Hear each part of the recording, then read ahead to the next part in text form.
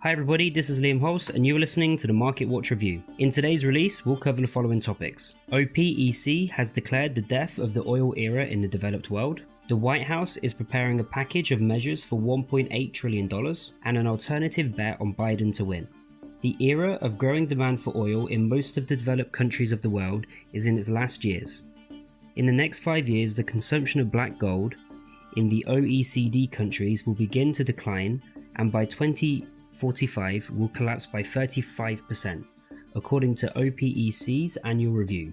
OECD countries, which include the United States, the European Union, as well as the developed economies of Asia, including Japan and South Korea, last year burnt 45% of all purchased oil. By 2025, they will reduce consumption to 40.2 million barrels per day, and by 2030 to 38. And in the 25 years, the volume of oil consumed will only be 29.3 million barrels per day. There is a tendency in the world to replace conventional transport with electricity.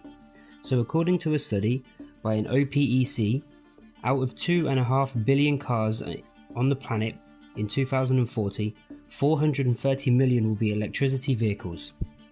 This knocks out the foundation from under the oil workers' feet, leaving them with the problem of constantly decreasing demand for gasoline.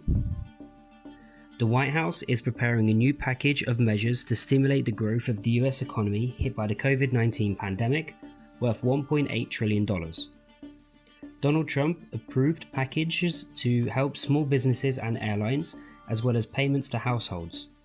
Last week, the House of Representatives approved a $2.2 trillion in stimulus. Now we see adjustments and a certain decrease in the volume of the program. In their current form, these incentives are nothing more than a political factor that can play into the hands of the current president, but that will only be if the American voters receive Trump's $1,200 before the election. Last time, money from such a program reached people after 19 days. It turns out that Donald Trump is not interested in moving expenses after the elections, so we are waiting for approval and launch this month, which will create significant growth across the entire spectrum of the market. Donald Trump, who recovered from the coronavirus with lightning speed, rocked the markets with his statements all week, every now and then changing his position on the stimulus negotiations. Meanwhile, the idea of a big victory for Democratic candidate Joe Biden in the US presidential election is taking over the markets.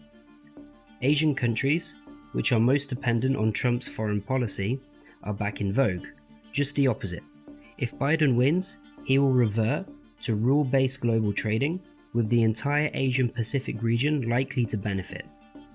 The currencies of these regions are beginning to become most interesting. Among them are the Australian and New Zealand dollars, and of course the Japanese yen. That's all from me. Closely monitor the news background and be prepared for all the surprises of the market.